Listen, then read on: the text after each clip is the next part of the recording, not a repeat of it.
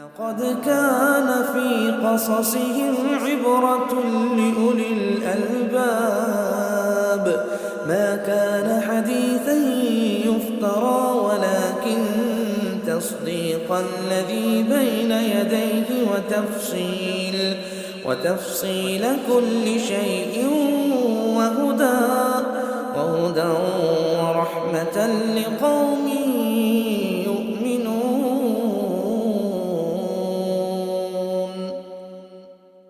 أعوذ بالله من الشيطان الرجيم بسم الله الرحمن الرحيم رب اشرح لي صدري ويسر لي أمري واحلل عقدة من لساني يفقهوا قولي. Assalamu alaikum wa rahmatullahi wa barakatuh. In our channel, The Stories of Pious, in the first series of Qasasul Anbiya, our next story is about Nuh alayhi salam. The name lineage of Hazrat Nuh alayhi salam meets the son of Adam, Sheesh, and then reaches Hazrat Adam alayhi salam. After the death of Hazrat Adam alayhi salam, for many years, people remained on the straight path, worshipping only Allah alone. Then, according to some narrations, after 126 or 146 years, or according to some, after 10 Qaran, means 10 centuries or 10 generations, people did not go astray. Then, gradually, people started forgetting about the oneness of Allah, and Allah subhanahu wa ta'ala sent Nuh alayhi salam at the time when people were indulged in shirk and started worshipping statues and idols.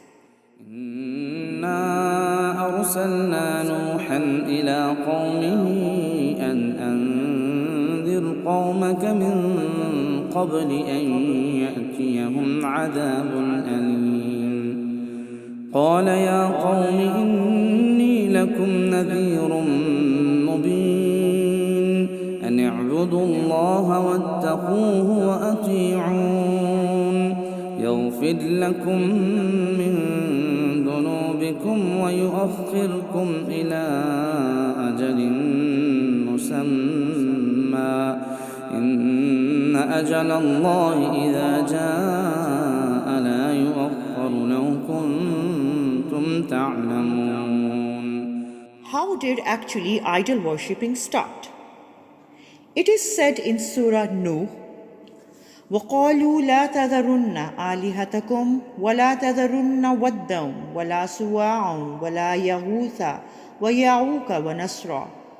And they said, never leave your gods, and never leave Wad or Suwa or Yaghut and Ya'uq and Nasr. Imam Ibn Jarir said that Wad, Suwa, Ya'uq and Nasr were the pious people between the time of Adam and Nuh alayhi salam. They had some followers who always followed their path. When they died, people thought to draw their images so the images would remind them to do the worship of Allah. But when they died, Iblis whispered to them that their forefathers worshipped those images, and due to them, they were blessed with rain and prosperity. So the people started worshipping them. It is said that the first creation that was worshipped was the idol of Wad. Wad was a pious man who was loved by his people. After his death, people cried over his loss. Finding them desperate, Iblis came in the human form and said, I see you very sad at this person's demise. Shall I not make a statue of him that would remind you of him better? They agreed and started respecting and talking to the statue. Iblis, watching all this, said to them, Shall I not make his statue in each home to remember him? They agreed, so their children found their parents respecting the idols. The next generation forgot why their forefathers used to respect those statues, so they started worshipping them. When the people forgot the Creator, their Lord, and started idol worshipping, Allah sent His servant and messenger Nuh alayhi salam for the guidance of people. So, the Nuh had been the first messenger who was sent to the mankind itself. Nuh alayhi salam forbade the people from idol worshipping, called them to worship Allah alone, guided them that there is no worthy of worship except Allah subhanahu wa ta'ala. but hardly anyone listened to him. He advised them morning and evening, openly and secretly, with love and affection, but most of them in return remained stuck to their hostility, idolatry, and enmity. They would threaten Nuh alayhi salam, humiliate him, mock at him, would insult his followers, and threaten to kill them or expel them. In spite of all their harsh talks, Nuh alayhi salam spoke politely and lovingly to them. Their chiefs rudely said to him, Inna lanaraka fi dhalalim mubin. Surely we find you in clear error. And Nuh alayhi salam replied, Ya qawmi, laysa bi dhalalatum, walakinni rasulun min rabbil alameen. Nuh said, O my people, there is not error in me, but I am messenger from the Lord of the worlds. And further he said politely, I convey to you the message of my Lord and advise you, and I know from Allah what you do not know. The chiefs objected and said, We do not see you but as a man like ourselves, and we do not see you followed except by those who are the lowest of us, and at first suggestion. And we do not see in you over us any merit. Rather, we think you are liars.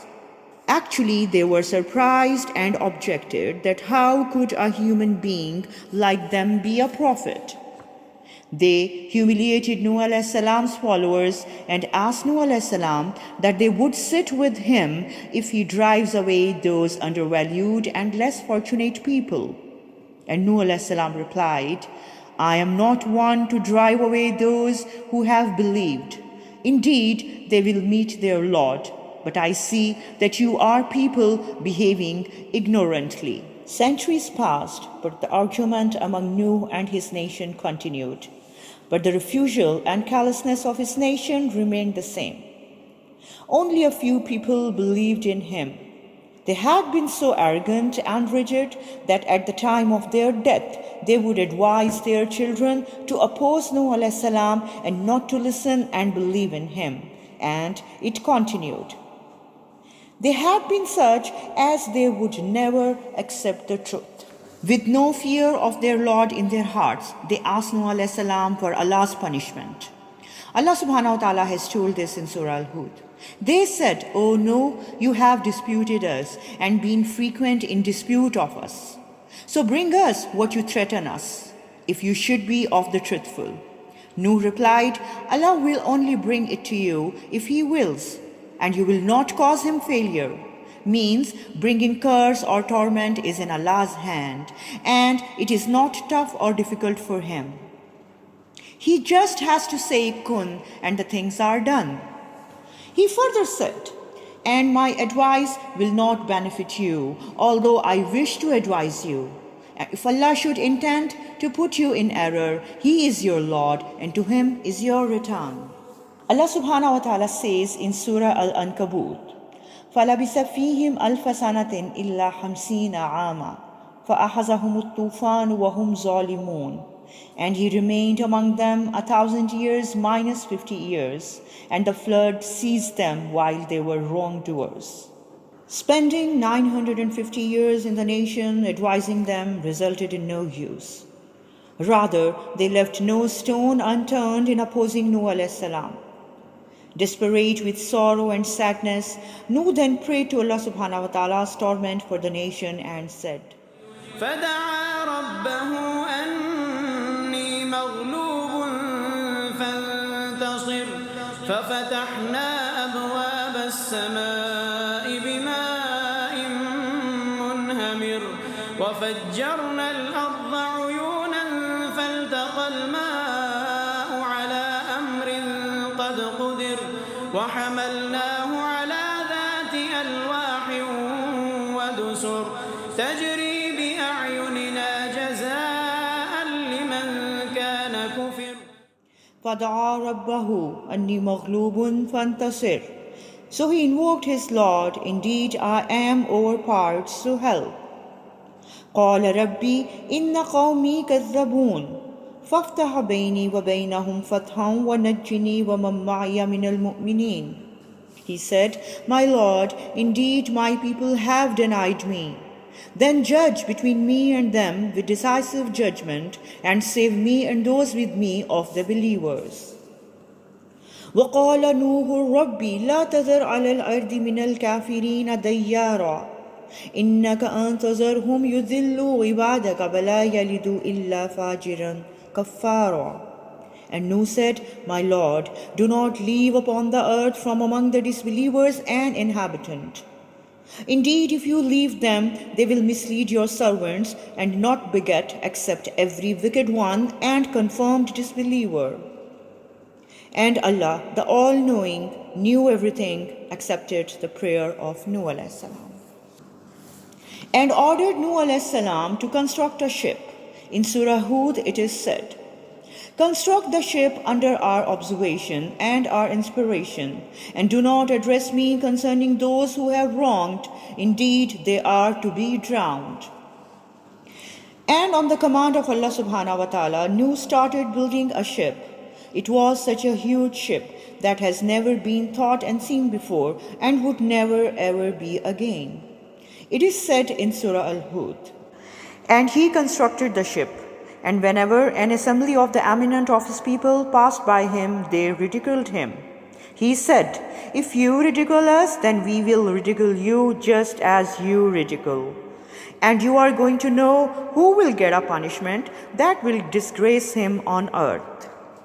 And finally, when the time approached and Allah subhanahu wa ta'ala told Nuh alayhi salam, it is said in Surah Al-Hud, "So it was until when our command came and the ovens overflowed, we said, 'Load upon the ship of each creature 2 maids and your family, except those about whom the word has preceded, and include whoever has believed.' But none had believed with him except a few." Means Allah subhanahu wa ta'ala ordered Nuh alayhi salam to load a pair of each creature and animal, whether their meat was eaten or not, and mount his family members except those who have not believed in him, means disbelievers. And do not address Allah for their forgiveness, as unbelievers will not be forgiven. So when the time approached and with Allah's command there was a rash and sudden spurt of flood, and water gushed out from every place, even from the ovens where fire is burnt. How big the ship was!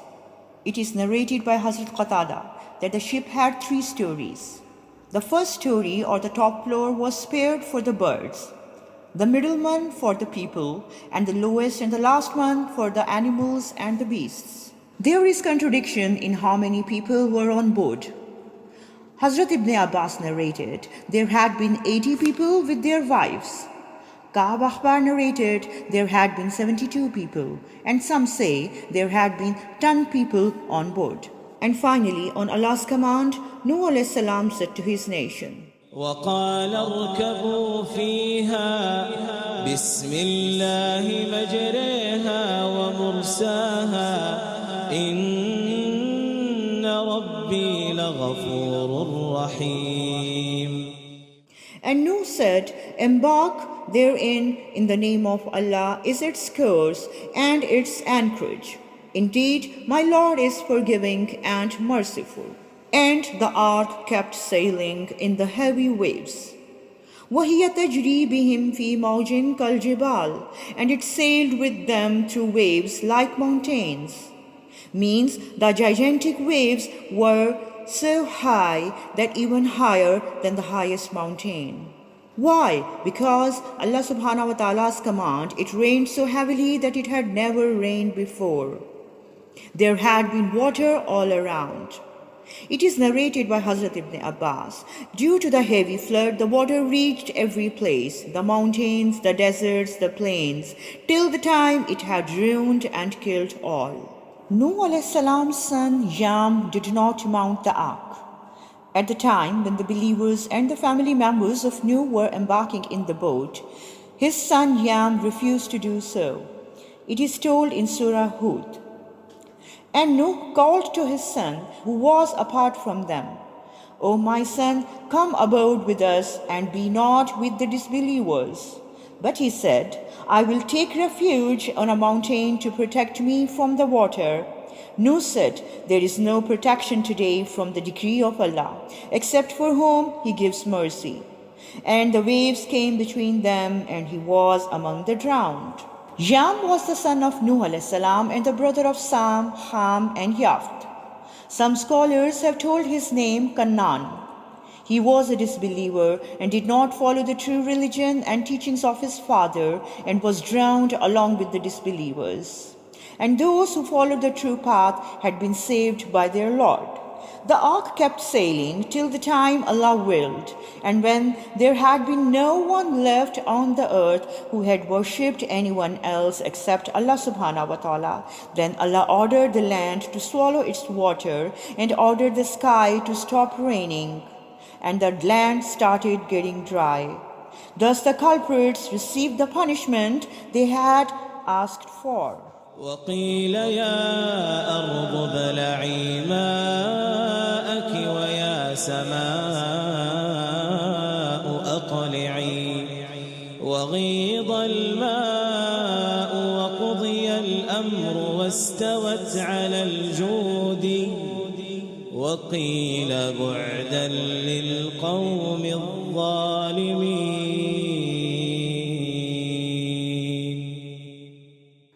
The Nuh alayhi salam then asked Allah subhanahu wa ta'ala in the favor of his son that why he had been among the drowned when Allah subhanahu wa ta'ala had promised to save his family. Here this question did not mean that Nuh alayhi salam objected Allah subhanahu wa ta'ala's decision. Rather, it was to increase his knowledge. And Allah subhanahu wa ta'ala replied, he had not been among those family members who were promised to be saved. He had separated himself from the believers and joined the company of non-believers, and thus met their destiny. And when the land dried and the life became possible on earth, Allah subhanahu wa ta'ala ordered Nuh alayhi salam to dismount the ark, and the ark anchored at the popular Mount Judi. قيل يا نوح اهبط بسلام منا وبركات عليك وعلى ممن معك وأمم سنمتعهم ثم يمسهم منا عذاب أليم. At last there lived on earth the people who only worshipped Allah alone and did not associate any partner with Him. Till today, all the nations are associated with three sons of Nuh alayhi salam, Sam, Ham, and Yafth. It is narrated by Sayyid bin Masib that Nuh alayhi salam had three sons, Sam, Ham, and Yafth. They then had three sons each. From Sam there came the nations of Arab, Romanians, and Persians. From Yafth, the nations of Turks, Skalba, and Yajuj Majuj appeared. And Qab, Sudanians, and Berber nations belonged to Ham. So finally, the time approached when Nuh alayhi salam had to return to his Lord. It is narrated by Abdullah bin Umar. At his deathbed, he called his son and said, I advise you one thing, order you to do two, and forbid you from two. I order you to follow La ilaha illallah. If La ilaha illallah is kept on one of the portions of scale and the other side all the seven heavens and earths are kept, the side with La ilaha illallah would be heavier. If all the seven heavens and earth are combined together, the La ilaha illallah would separate them. I advise you to say Subhanallah wa bihamdi. It is the prayer of glorification of your Lord said by each creature. And I forbid you from committing shirk and being arrogant. What lessons do we get from the story of Nuh alayhi salam? First of all, polite and soft language. In spite of all harsh and rude attitude of the nation of Nuh alayhi salam, he in return advised them politely and lovingly. So no matter if we deal in religion or it is a worldly issue, we must use soft and polite language, as this is the way of our prophets. Secondly, we must take care of the less fortunate and poor people of our society. In spite of all the pressure of the chiefs of his nation, Nuh alayhi salam did not leave his poor believers and always took care of them. Thirdly, bad company always results in bad consequences. Nuh's son, being the son of a prophet, did not follow the true teachings of his father. Because of his bad company of non-believers, he met their fate and was drowned with them. So, one must join the company of good and pious people. Last and most important, this story teaches us to observe and practice Tawheed throughout our lives. People who believed in Allah alone and worshipped Him only were saved by their Lord. And all the idol worshippers and people calling other than Allah were destroyed and drowned, and no other god or idol could be of any help to them. May Allah subhanahu wa ta'ala help us follow the correct deen and guide us towards the straight path. Ameen. وآخر الدعوانا عن الحمد لله رب العالمين.